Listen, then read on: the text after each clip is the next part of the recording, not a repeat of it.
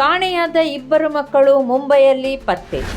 ಶಿರ್ಸಿಯ ಕಸ್ತೂರ್ಬಾ ನಗರ ನಿವಾಸಿಗಳಾದ 13 ಮತ್ತು 10 ವರ್ಷದ ಇಬ್ಬರು ಮಕ್ಕಳು ಕಾಣೆಯಾಗಿದ್ದು, ಶಿರ್ಸಿ ಪೊಲೀಸರ ನಿರಂತರ ಶೋಧ ಕಾರ್ಯಾಚರಣೆಯಿಂದ ಮುಂಬೈಯಲ್ಲಿ ಪತ್ತೆಯಾಗಿದ್ದಾರೆ.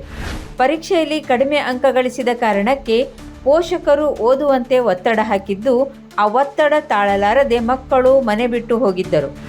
ಆಗಸ್ಟ್ 16ರಂದು ಡ್ರಾಯಿಂಗ್ ಕ್ಲಾಸ್ಗೆ ಹೋಗುವುದಾಗಿ ಹೇಳಿ ಮಕ್ಕಳು ಬಸ್ಸಿನಲ್ಲಿ ಪ್ರಯಾಣಿಸಿದರೆಂದು ಪತ್ತೆಯಾಗಿದೆ.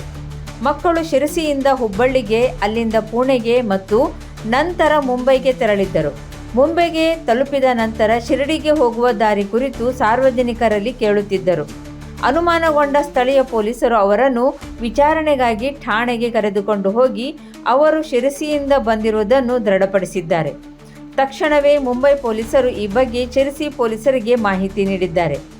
ಸದ್ಯ ಶಿರ್ಸಿ ಪಿಎಸ್ಐ ರತ್ನಾ ಅವರ ನೇತೃತ್ವದ ತಂಡವು ಮುಂಬೈನಿಂದ ಮಕ್ಕಳನ್ನು ಕರೆತರಲು ಪ್ರಯಾಣಿಸಿದೆ.